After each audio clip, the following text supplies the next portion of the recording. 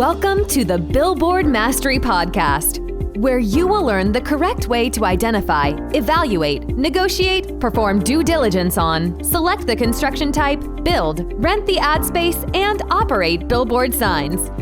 And now, here is your host, the guy that built from scratch the largest privately owned billboard company in Dallas-Fort Worth, Frank Rolfe.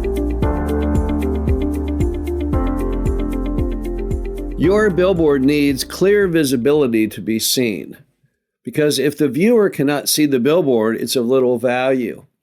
But sometimes things try and block the visibility. Might be a tree, might be another sign, might be a building. And when those things arise, do you give up? Do you just say, well, gosh darn it, I guess that billboard's worthless now? No, there actually is a science to trying to fix obstructions. This is Frank Rolfe, the Billboard Mastery Podcast. We're going to talk about obstructions and how to potentially fix them. Now, let's first note there's some obstructions you certainly cannot fix. If there's an office building blocking the sign, then there's no way you're going to get them to take the office building down to make that sign more visible. So you have to know at what level you need to say, okay, I quit, I give up, there's no way to fix it. But pretty much any other obstruction other than a physical building can be fixed. It is possible to fix it. So let's go over what some of those other obstructions might be. The classic one, of course, is vegetation. Normally trees, but if you have a wooden sign very low to the ground, it could theoretically just be grass or weeds. Now, can we fix those items? Well, potentially. Let's go over how that might work. Let's assume that what's blocking your billboard is a tree on a neighboring property. We know that that tree is owned by that property owner, so we can go to the property owner and we can say, hey, we were just curious. Is there any way that we could compensate you for the removal or just the trimming of that tree?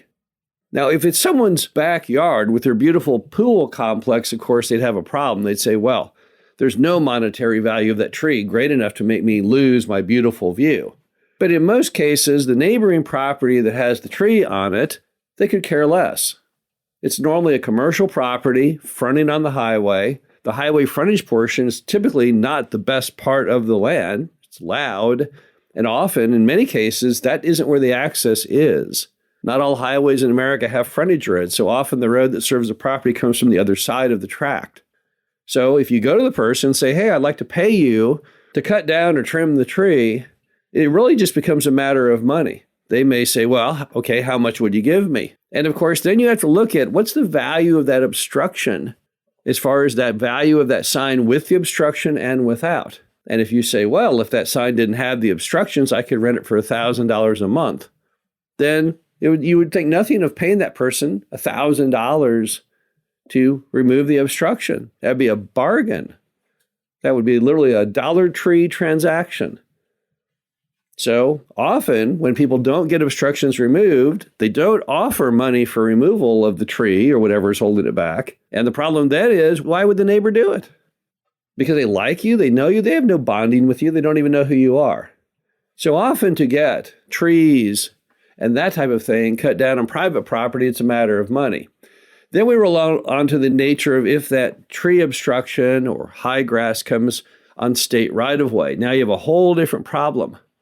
You can't typically go to the state highway right-of-way people and say, well, I want to pay you to remove your obstruction, because they don't really do that kind of thing. So instead, with that kind of obstruction, you need to learn your state law regarding the fact that some states do allow you to have some degree of visibility access on signs on the highway.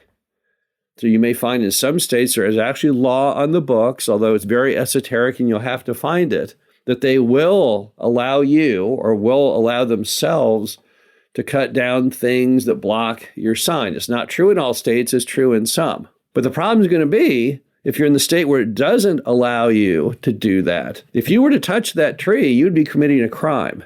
So you don't want to do that. That option just isn't there. You're going to have to find some way, in that case, to see if you can find someone who has authority in the government to allow you or them to trim back that tree or grass. So highway right-of-way properties are much, much more difficult than privately owned ones to reduce blockage when it comes to vegetation. Then comes the issue of other items which are not permanent fixtures but on private property, and the classic one is a sign. Sometimes people have signs that block your billboard in one direction, but you block theirs the other direction. It seems like kind of a stupid situation. You each have two-sided signs, but both parties only have the free use of one. In those cases, go to the person with that sign and say, hey, would you mind if I lowered your sign? Because that way the traffic can see both of our signs clearly in both directions. And you'd be shocked how many times the person might say, well, if you'll pay for it, I'll do it. And once again, you have the problem as being cleared. Now, in both of those cases, the vegetation and the sign, the issue was that you've got to do it. You got to really work it. You got to go to them and really push the issue, and you're going to have to write a check in some manner to get the job done. But these things can be solved. It's kind of amazing how many billboards there are in America right now that have blockage which don't need to have blockage. I'll never forget the billboard that I bought in downtown Dallas from a large, well-known billboard company, which had a sign right in the middle of it for a parking lot. And that sign had been vacant forever. It had been vacant for as long as that parking lot had put up that sign right in the middle of it.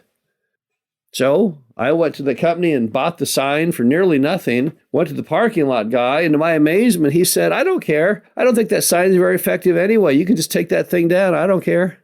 Why had the billboard owner not already known that? Because they never bothered to take the effort to go and try and get it solved. It's that kind of energy is actually what will save the day, typically with obstructions. Now, if you're unable to solve an obstruction completely, even things where there's a building blocking it, it doesn't mean you can't technically still resolve the obstruction by simply rethinking how that billboard is viewed by the customer and reorienting the artwork on it. I had a billboard once that was blocked by a church up on a highway north of Fort Worth. So all you could see of the billboard was a portion that the church roof didn't block, which was kind of an inverted L shape. So what did I do? I created ads that would work with an inverted L shape.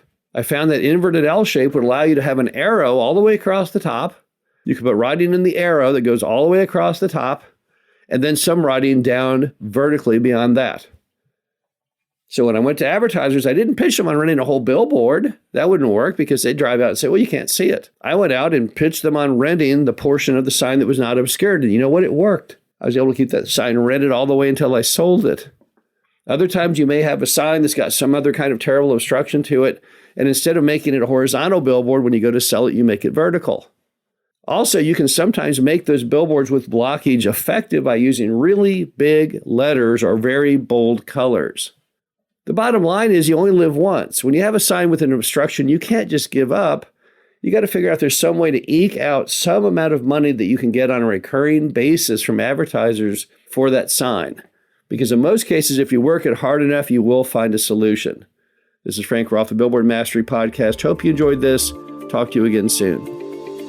Thank you for listening to the Billboard Mastery Podcast. Be sure to visit us at www.billboardmastery.com, where you can find past episodes of this show, plus an array of information to help you successfully build, buy, and operate billboard signs.